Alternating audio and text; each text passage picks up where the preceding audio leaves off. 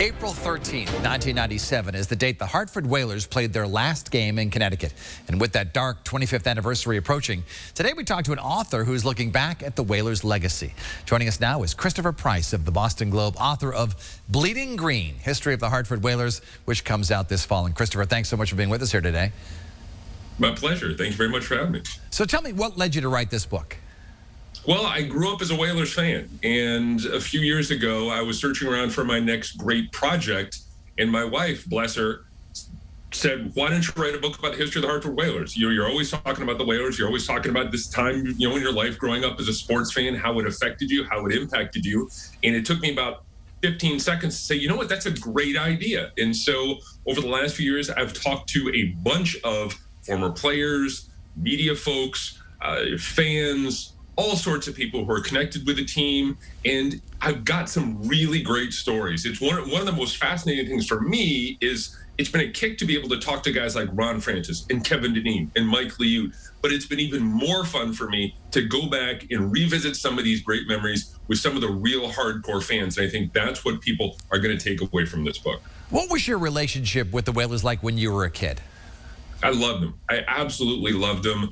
I can remember listening to Chuck Caton and Andre Lacroix. I can remember buying cheap tickets and sitting up in the nosebleeds with my friends. I can remember going to Wendy's in the mall and eating chili either before or after games. I remember buying the 45, a brass bonanza. I was all in on the Hartford Whalers as a kid, and now I joke with people, it's my curse as a sports fan to root for a team that doesn't exist anymore. Did you grow up in Connecticut?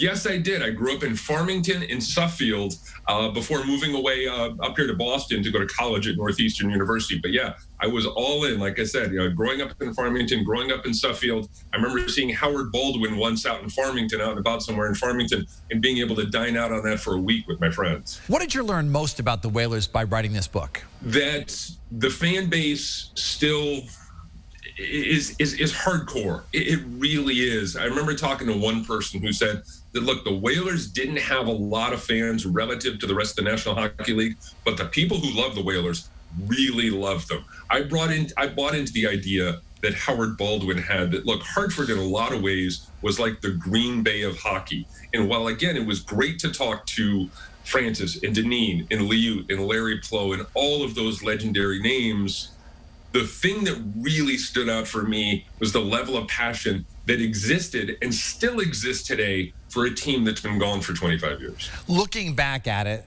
that 1997 process, the negotiations between the state and Peter Karmanos, do you think there was any way that the Whalers could have stayed? That's a great question.